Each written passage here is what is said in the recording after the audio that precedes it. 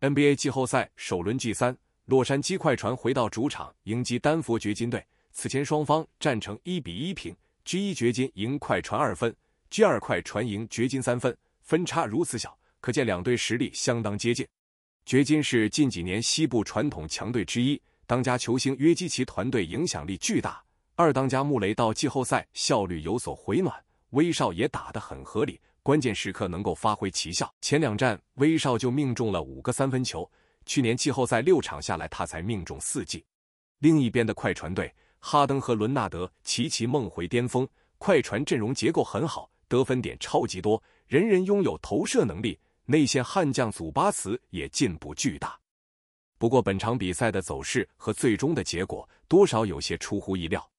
要知道，在前2场比赛当中，两队打得十分焦灼，其中还有一场打到了加时赛，分胜负的分差也都是在3分之内。但是 G3 与前2场相比，有着明显的不一样。这场比赛掘金全面处于下风，攻守两端直接被快船摁着摩擦，最终是遭遇了一场34分的惨败。本场比赛开始之后，戈登打成21，帮助掘金拔得头筹，鲍威尔3分回应，约基奇和戈登合砍4分，邓恩连中2记3分回应，戈登和穆雷相继命中3记3分，帮助掘金确立了6分的领先。伦纳德和鲍威尔合砍5分回应。节末替补上场之后，哈登开始发力，他连得5分，之后助攻巴图姆命中3分，快船首节战罢，反超了7分。次节，祖巴茨和小琼斯合砍7分，帮助快船将领先优势扩大到了14分。穆雷2罚全中止血，巴图姆连中2记3分回应，小波特和威少相继命中3分，掘金一波高潮追至只差10分。之后比赛再次进入了哈登的时间，他先是制造3分犯规，之后连续突破杀伤，帮助快船重新扩大了领先。节末琼斯内线吃饼，快船领先18分，结束上半场。一边再战约基奇命中3分，帮助掘金缩小分差，鲍威尔和祖巴茨合砍6分，直接将领先优势扩大到了20分以上。穆雷内线杀伤止血，鲍威尔3分回应，约基奇内线打成，伦纳德3分回应。依靠着更好的进攻火力，快船一度将领先优势扩大到了25分。此后掘金也是未能打出像样的反扑，3节战罢，快船领先20分。末节大决战，约基奇和戈登合砍4分，缩小分差，巴图姆和伦纳德合砍4分回应。虽然掘金不想放弃，但是分差太大了，而且对手还有哈登和伦纳德这个级别的球星控场，最终他们也是稳住了局势，快船以117-83击败了掘金，球队大比分来到了2-1。这场比赛约基奇尽力了，他给人的感觉似乎就是被打没了耐心。此战约基奇全场14投9中，3分3中2，得到了23分、13篮板、13助攻1抢断的数据。这场比赛掘金被打崩的主要原因就是第2节让约基奇歇了6分钟，结果对手直接将领先优势扩大了。过去几场比赛掘金能够和快船撕咬，就是靠着约基奇场上场42分钟以上。约基奇在场时，掘金能够和任何强队一掰手腕，拥有约基奇的掘金是争冠级水准，没有约基奇他们甚至都不是附加赛级别的球队。此战加马尔·穆雷全场15投8中，3分4中1，得到了23分、4篮板1抢断的数据，尽力了。小波特再次低迷，全场7投2中，得到了5分4篮板。威少拿下了3分篮板1助攻，全场3分5中1。威少这场比赛左脚发炎，提前退出了比赛。此战掘金被快船打出了他们的所有劣势，防守不行，缺少约基奇之外的第2得分核心，替补火力不足，他们这些问题反而都是快船的优势。此战快船已经找到了信心，按照现在的情况发展下去，估计这轮系列赛可能最多6场就结束了。第4节末约基奇还和主帅发生了争吵，内部出现问题了。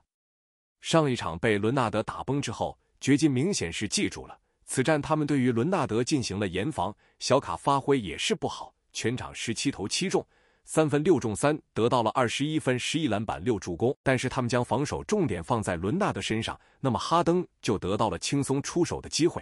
这场比赛哈登可以说是无差别单打，无论是面对约基奇还是其他球员，哈登全场14投6中，3分8中3，得到了20分、6篮板9助攻，拿出了自己擅长的造犯规，对手根本就没有办法。这场比赛，快船展露出了他们的冲冠潜质，球队拥有着顶级的防守和出色的阵容厚度。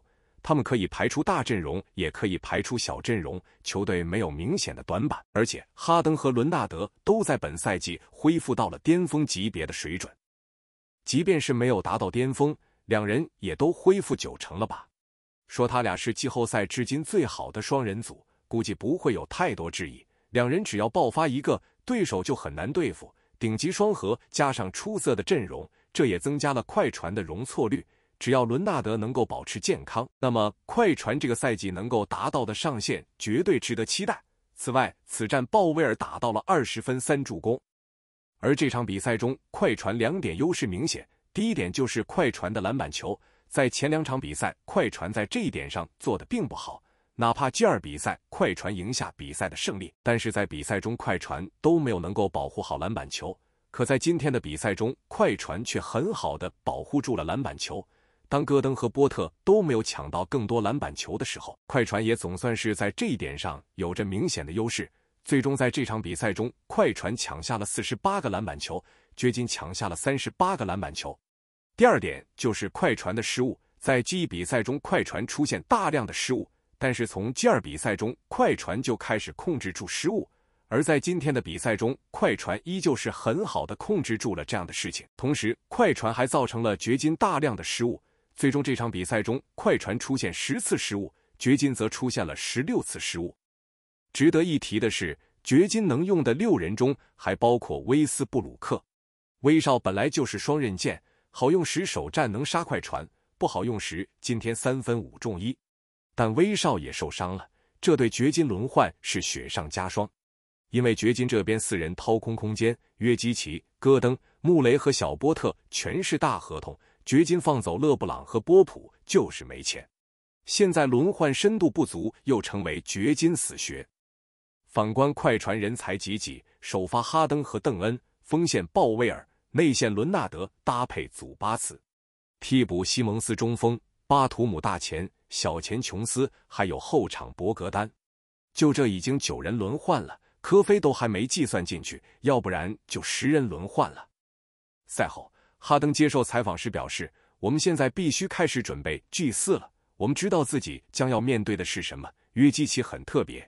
可以看到，哈登在赛后也是把话挑明，虽然快船取得 G3 比赛的胜利确实值得开心，但是哈登并没有因此而大意，所以在哈登看来，快船是需要及时做出应对才行。毕竟输掉 G3 比赛后，掘金势必做出调整，而且约基奇的硬实力是摆在这里的，所以接下来的约基奇势必会拿出更好的状态。届时，快船想要赢球并非是一件易事，因此哈登能够提前警醒，对于快船来说是好事情。